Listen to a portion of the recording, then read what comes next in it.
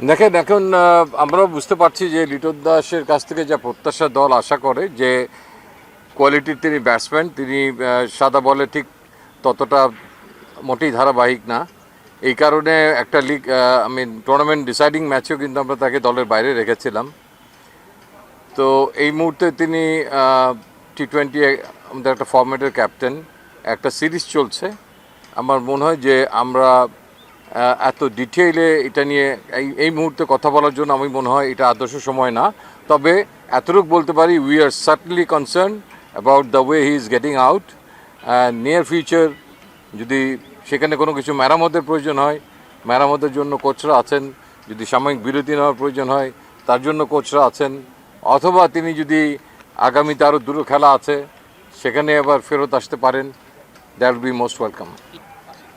কেন কারণটাই তো খোঁজার চেষ্টা করা হচ্ছে, টিম ম্যানেজমেন্ট সেটাই খুঁজছেন। যদি ওপরের থেকে আমাদের ব্যাটিংয়ের এই বিপর্যয়টা না হতো, যেটা পাকিস্তান সিরিজ থেকেই শুরু হয়েছে, পর্যায়ক্রমে চলছে কম বেশি, তো এখান থেকেই আমাদের বড় ক্রাইসিসটা আসলে। মিডল অর্ডার আমি বলবো যে এই সিরিজটাতে স্পেশালি অনেক ভালো খেলেছে, না হলে হয়তো আরও খারাপ কিছু হতে পারতো। বাট এটা নিয়ে নিশ্চয়ই কোচরাও কাজ করছেন। অ্যাট দ্য সেম টাইম আমাদের কিছু খেলোয়াড় ইনজুরির কারণে প্রিমিয়ার কিছু প্লেয়ারকে আমরা দলে পাইনি, সেটাও একটা সত্য, যে সেটাও একটা কারণ। তো এটা নিয়ে নিশ্চয়ই কাজ করছে কোচরা, এটা কোচদের কাজ করার বিষয়। দে আর ওয়ার্কিং অন ইট। ভাই দুটা প্রশ্ন এদিকটা ভাই। এক নম্বর হচ্ছে যে একটা ডেলিভারি তো করা যায়। এটা আচ্ছা, ওকে। ভাই প্রথম বিষয় যেটা, যে একজন আউট অফ ফর্ম ক্রিকেটার হতেই পারে, আপনি খেলেছেন, সবসময় ফর্ম একরকম থাকে না, তাকে হচ্ছে হুট করে ক্যাপ্টেন্সি দেওয়াটা কতটুকু আদর্শ? আমরা যদি খেয়াল করি যে তিনি 7টা ম্যাচের 3টাতে নিশ্চয়ই ইচ্ছাকৃত আউট হননি, 0-তে আউট হয়ে গিয়েছিলেন ডিফারেন্ট ফরম্যাটে। তাকে ক্যাপ্টেন্সি দেওয়া হলো, এসেও তিনি সেই ধারাবাহিকতা রাখলেন, প্রথম বলেই আউট হয়ে গেছেন। এটা কিছুটা কি এক্সট্রা প্রেশার ক্রিয়েট করে কিনা ওই পার্টিকুলার ক্রিকেটারের উপরে, যিনি নিজেই ফর্মে নেই, আবার তাকে ক্যাপ্টেন্সি দেওয়ার এক্সট্রা রেসপন্সিবিলিটি দেয়া? নাম্বার 1। দ্বিতীয় যেটা, সেটা হচ্ছে লিটনকে যে ক্যাপ্টেন্সি দেওয়া হলো, টু বি ভেরি অনেস্ট, আপনি কি বা আপনার যে সিলেকশন প্যানেল, আপনারা কি ব্যাপারটা জানতেন কিনা? আপনাদের পরামর্শ নেওয়া হয়েছে কিনা? আপনাদের ইনপুট কি ছিল যদি পরামর্শ নেওয়া হয়? আচ্ছা, আমি পিছনের দিক থেকে শুরু করি। একটা হচ্ছে যে আমাদের যে দায়িত্ব আছে, তার মধ্যে জাতীয় দল নির্বাচনটা আমাদের এখতিয়ারের মধ্যে পড়ে, এবং জাতীয় দলের জন্য ক্যাপ্টেন কাকে বিবেচনা করা হবে এটা সম্পূর্ণরূপে বাংলাদেশ বোর্ডের এখতিয়ার।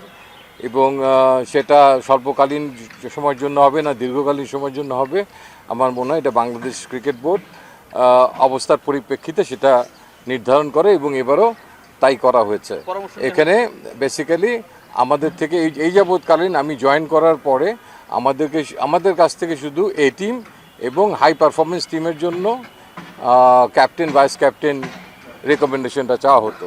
বাট জাতীয় দলের জন্য আমি জয়েন করার পর থেকে অ্যাটলিস্ট বলতে পারি যে কখনো কোনো রিকমেন্ডেশন চাওয়া হয়নি।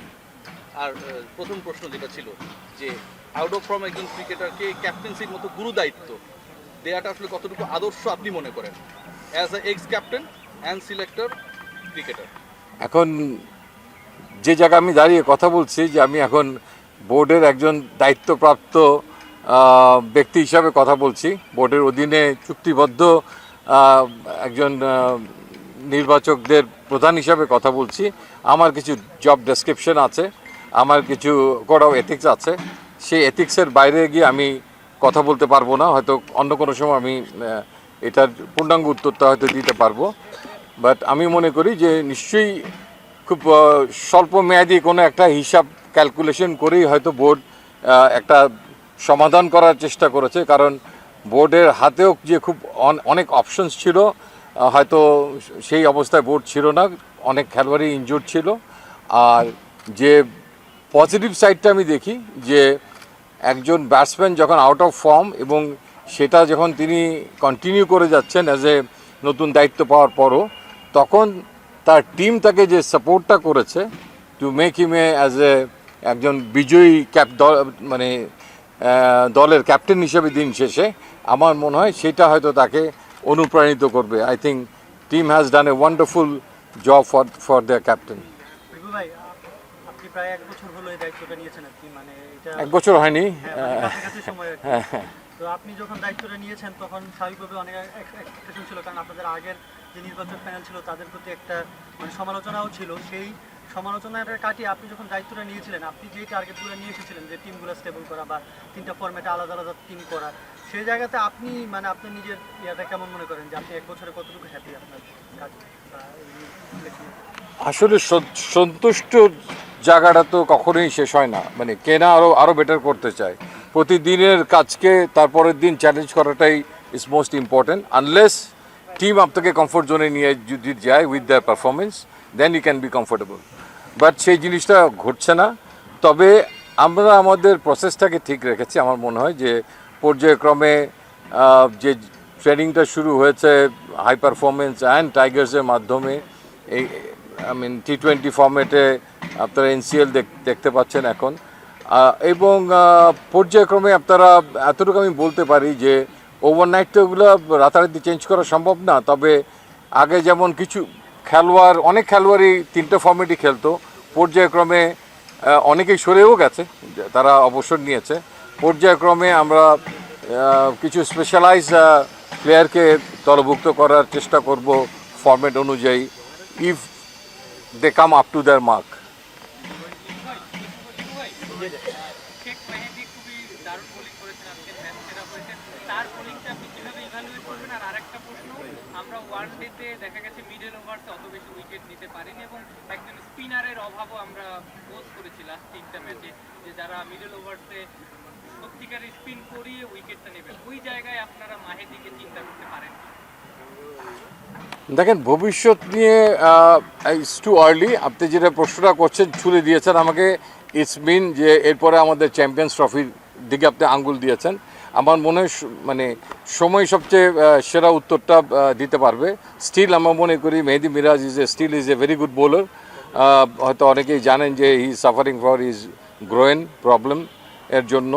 তো আমরা ইতিপূর্বে কিন্তু বলেছি যে Sheikh Mahedi is a very specialized bowler আমাদের T20-র জন্য, এবং T20 বিশ্বকাপে কিন্তু আমরা মেহেদী মিরাজের থেকে তাকে অ্যাজ এ বোলার হিসাবে এগিয়েও রেখেছিলাম। সো আমরা ওই জায়গাটাতে স্টিক করতে চাই। বাট কেউ যদি ক্রমান্বয়ে তার কুশলতা দিয়ে, তার পারফরমেন্স দিয়ে জায়গা করে নিতে পারে, যে কেউ যে কাউকে হটিয়ে যে কোনো সময় আসতে পারে। আপনি বলছিলেন যে ইটস টু আর্লি, বাট আমরা দেখি যে কোনো একটা বিশ্ব আসর আসলে অনেক আগে থেকে দল ঘোষণা শুরু হয়। মানে আমরা সবসময় দেখি যে লাস্ট মোমেন্টে অনেক চেঞ্জ আসে। আমরা সব ওয়ার্ল্ড কাপে আমরা দেখেছি এর আগে, প্রিভিয়াস ওয়ার্ল্ড কাপগুলো। মানে চ্যাম্পিয়ন্স ট্রফির মাত্র 2 মাসের মতো বাকি। মানে এর মধ্যে আপনার কতটুকু আসলে দল গোছানোর চেষ্টা করছেন, বা কিছু কিছু ক্রিকেটারকে নিয়ে কিছু প্রশ্ন আছে যেটা আমরা জানতেও চাই, যে তামিম ইকবাল ব্যাক করছে কিনা, বা সাকিব আল হাসান তিনি কি আর খেলবেন কিনা, মানে এই সব কিছু, এই ব্যাপারগুলো আপনার কতটুকু আসলে গোছাতে পেরেছেন এখন? কিছু প্রশ্নের উত্তর একদম সরাসরি আমার কাছে নেই। আসলে সাকিব আল হাসানের ইস্যু আপনারা নিজেরাই অবহিত আছেন। এটার ব্যাপারে আমি এই মুহূর্তে সরাসরি পরিষ্কার করে আপনাকে বলতে পারবো না তার দলের অন্তর্ভুক্তির ব্যাপারটা। এবং তামিম ইকবাল খেলা শুরু করেছেন, এটা খুব আশার একটা আলো। আমার বিশ্বাস যে এটাও খুব অতি দ্রুত আমরা হয়তো অবহিত হয়ে যেতে পারবো যে whether he will be available for champions ট্রফির জন্য উনি অ্যাভেলেবল থাকবেন কিনা। যদি থাকেন দ্যাট উইল বি ওয়ান্ডারফুল। ভাই, প্রথম প্রশ্ন থেকে যে আপনি বললেন কিছু প্রশ্নের উত্তর আপনাকে সরাসরি নাই, হাউ ডিসঅ্যাপয়েন্টিং এটা একটা চিত্রটা যখন বলছেন just 2 months before champions trophy, যে you don't know which players are available and which players are not available. না, it's a totally different issue. এটা গতানুগতিক ইস্যু না, ইটস এ অ্যাবনর্মাল ইস্যু যেটা সাকিব আল হাসানের ক্ষেত্রে ঘটছে। অ্যান্ড তামিমের ইস্যুটাও তো অনেকদিন ধরে সে কেউ যদি নিজেকে উইথড্রল জায়গায় নিয়ে রাখে, তো সেই জায়গায় আসলে বেশ এর আগে আপনি জানেন যে একটা ভিন্ন একটা বোর্ড ছিল, সেখানে মত পার্থক্য ছিল, অনেক ইস্যুস ছিল। বাট আমার বিশ্বাস যে এই নতুন বোর্ডের অধীনে একটা তো আশার আলো দেখাই যাচ্ছে যে তিনি ক্রিকেটের মাঠে ফেরত এসছেন এবং উইথ এক্সপেকটেশন যে তিনি একটা বড় আসরের জন্য নিজেকে প্রস্তুত করছেন, সো দ্যাট এখানে আমরা তার সঙ্গে নিশ্চয়ই এখন আলাপ করার মতো একটা অপর্যায়ে চলে গেছি এবং আমার বিশ্বাস সেটার জন্য বোর্ড এবং সিলেক্টার্স দুই পক্ষের সমন্বিতভাবে বসে আলাপ করাটা মানে এটার একটা সমাধানের রাস্তা অনেক বেশি ফার্ম করবে।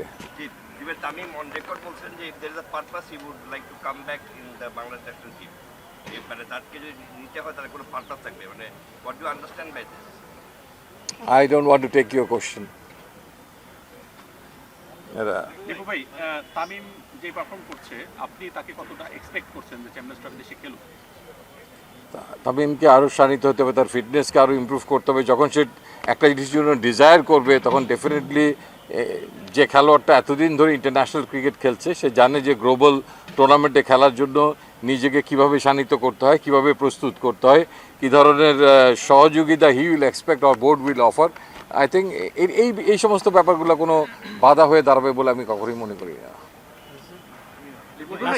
সাকিবের ব্যাপারটা বলছিলেন যে আপনি বলতে পারবেন না, যদিও মানে বোর্ড বা সিলেকশন প্যানেলের কোনো ক্লিয়ার স্ট্যান্স আছে তার ব্যাপারে যে না, বেসিক্যালি আমরা নির্বাচন প্রক্রিয়ায় যে জিনিসগুলো ফলো করার চেষ্টা করি, আই মিন নর্মাল যে প্রসিডিউরটা সেটা হচ্ছে যে ইনজুরির ক্ষেত্রে কোনো সমস্যা করার আছে কি না সেটা আমাদের ফিজিওথেরাপিস্ট অ্যান্ড ট্রেনার সম্মিলিতভাবে আমাদেরকে সেই অ্যাভেলেবিলিটিটা তারা জানান দেয়। এর বাইরে যদি কোনো কারণে অন্য কোনো ভিন্ন কোনো ইস্যু, রাজনৈতিক ইস্যু কিংবা এর বাইরেও যদি কোনো ইস্যু আসে, সেখান থেকে যদি আমরা বোর্ড কর্তৃক অবহিত হই যে এই খেলোয়াড়টি এই সিরিজে কিংবা এই আসন্ন সিরিজে নির্বাচনের জন্য অ্যাভেলেবল না, তাহলে আমরা সেই দিক নির্দেশনা পালন করি। আমরা we are looking forward, board আমাদেরকে যেভাবে গাইড করবে আমরা সেভাবেই আমরা আগাবো। ভাই একটা কোয়েশ্চেন আছে দীপু ভাই, আপনি বলছেন যে লিটন দাসের পারফরমেন্স নিয়ে একটু কনসার্ন, আসলে সবাই কনসার্ন, আসলে সে একজন প্রবীণের ব্যাটসম্যান বাংলাদেশের, বাট আপনার কাছে কি মনে এনসিএলে কিন্তু দুর্দান্ত কিছু প্লেয়ার পারফর্ম করছে, আরিফুল হক, জিসান আলম, তো যারা আসলে ওয়াফর্মে থেকে ন্যাশনাল টিমে যাচ্ছে, মানে ম্যাচ খেলতেছে, ম্যাচ পাচ্ছে, তো তাদের কারণে কি আসলে যারা ডোমেস্টিক ক্রিকেটে ভালো করছে তারা কি ডিপ্রাইভড হচ্ছে? লিটন কুমার দাসের এক্সাম্পলটা যদি বলি, ইনফ্যাক্ট যখন অনেক এওয়ে ট্যুর থাকে তখন আমাদের জন্য আসলে অনেক কিছু হ্যান্ডেল করা খুব মুশকিল হয়ে যায়, মানে যেখানে যেতেই 2-3 দিন লেগে যায়। এই সিরিজটা যদি দেশে থাকতো আই বিলিভ সেখানে হয়তো আপনারা কিছু চেঞ্জেস দেখতে পেতেন, যেটা নাকি আমরা খুব র্যাপিড, খুব কুইক কোনো পদক্ষেপ হয়তো নিতে পারতাম। তো আগামীতে যে বিশ্বকাপ আমাদের আছে, তো সেটার জন্য আমরা কিন্তু ইতিপূর্বেই বলেছিলাম যে আমরা আসলে এই সিরিজটার পর থেকে আমাদের সামনে যে বিপিএল আছে সেটাকে আমরা ক্লোজলি মনিটর করব। পরবর্তী পর্যায়ে প্রায় এশিয়া কাপ সহ 20টার উপরে T20 ইন্টারন্যাশনাল ম্যাচেস আছে, তার আরেকটা সিজন আসবে বিপিএলের, সো দ্যাট আমাদের যারা ইয়াংস্টার্স আছে এবং এর মধ্যে এইচপি এই টিমের অনেকগুলো খেলা আছে, সো তাদেরকে এই ডোমেস্টিক লেভেলের ভালো খেলোয়াড় থেকে আরেকটু উপরের স্তরে নিয়ে যাওয়ার জন্য যা যা করণীয় সেই জিনিসগুলো আমরা করার চেষ্টা করব এবং কিছু পরিবর্তন এই প্রসেসের মধ্যে দিয়ে আমি আশা করি আসবে। সাকিবকে নিয়েই আপনার ওয়েস্ট ইন্ডিজ সিরিজে আপনাদের সাথে হয়তো যোগাযোগ হয়েছে, এরপর তার সঙ্গে কোনো যোগাযোগ হয়েছে কিনা আপনাদের সিলেকশন প্যানেলে, কোনো সামনে কোনো মানে চ্যাম্পিয়ন্স ট্রফি বা কোনো ধরনের কোনো কথা হয়েছে কি? সাকিব আল হাসানের সঙ্গে যোগাযোগের প্রক্রিয়াটা হচ্ছে ক্রিকেট অপারেশনস এবং ক্রিকেট অপারেশনসের থ্রু সিলেকশন প্যানেল, তো কাজেই এটা ওই প্রক্রিয়ার মধ্যেই চলবে, আগামীতেও সেভাবেই চলবে। ঠিক আছে, থ্যাংক ইউ।